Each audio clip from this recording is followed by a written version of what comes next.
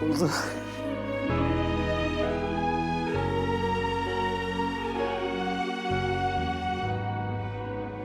तुझा माझी तेजू किती पण मोठी झाली असली तरी मनात अजून लहानच आहे ग ती.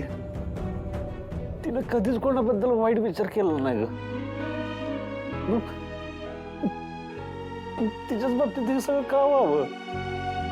अगं भरल्या घरातलं तिला मी घेऊन आलो मी इकडं.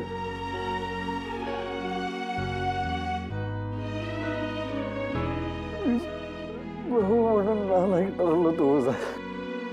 भाऊ म्हणून नालायक ठरलो.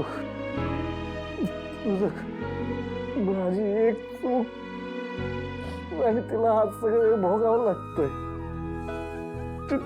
तिचं बाहेर लावून देताना मी जरा सुद्धा विचार केला नाही. पण विचार केला नाही मी. मला माहिती तिनं सगळं साठवून ठेवलंय. आज पण दादाला काय वाईट वाटू नये म्हणून ती स्वतःला सावरती. पण मला काय सांगत नाही. मला माहिती आहे तुझं तिला लय त्रास होतो बघ. ती नाही बोलत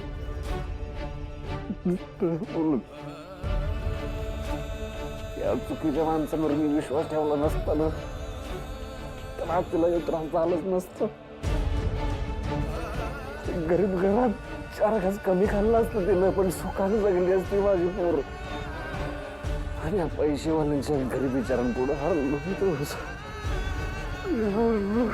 सूर्या, अरे असं काय बोलतोयस तू?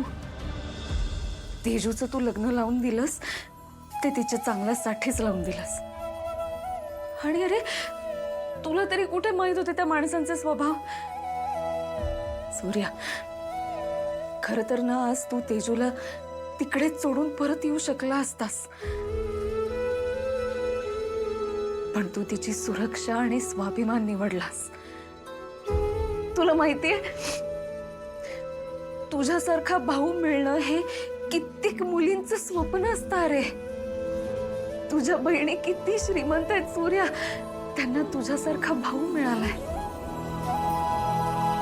आणि सूर्या, काही गोष्टी ना आपल्या हातात नसतात रे. आता आपलंच बघ ना, आपलं जेव्हा लग्न झालं तेव्हा मलाही काही गोष्टी पटल्या नव्हत्या. पण देव जे काही करतो ना ते आपल्या चांगल्यासाठीच करतो हे हळूहळू कळत गेलं मला.